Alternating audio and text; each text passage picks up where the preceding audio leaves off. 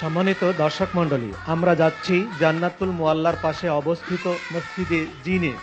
মসজিদে জিন নামটি শুনেই আপনারা বুঝতে পারছেন জিনের সাথে এই মসজিদের একটি সম্পৃক্ততা রয়েছে। হ্যাঁ, রাসূল পাক সাল্লাল্লাহু আলাইহি ওয়াসাল্লাম যখনই হুজুন মহল্লায় এই জান্নাতুল মুআল্লায় মা খাদিজাতুল কুবরা তাহেরা রাদিয়াল্লাহু তাআলা আনহার কবর জিয়ারতে আসতেন এবং অন্যান্য সাহাবীদের কবর জিয়ারতে আসতেন, তখনই এখানে বসে আরাম করতেন।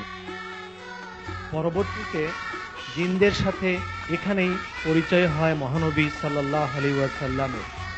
এই পরিচিত জিনদের মধ্যে আগের পয়গম্বরের উম্মত ছিল, জিনেরা এমনিতেই অনেক হায়াত পায়।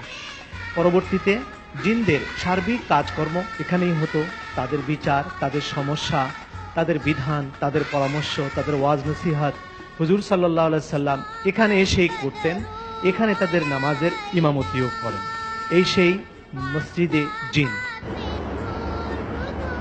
শুধু দর্শক মণ্ডলী, মক্কাতুল মুকাররমা পবিত্র মহানগরীর মসজিদে জিনের প্রধান ফটকে দাঁড়িয়ে কথা বলছি।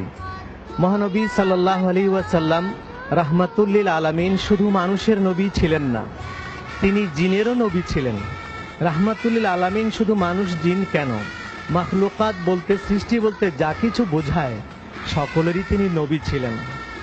মহানবী সাল্লাল্লাহু আলাইহি ওয়াসাল্লাম এখানেই জিনদের ইমামতি করেছেন, তার ইমামতিতে জিনেরা এখানে নামাজ পড়েছেন। এখানেই হাজার হাজার জিন মুসলমান হয়েছে।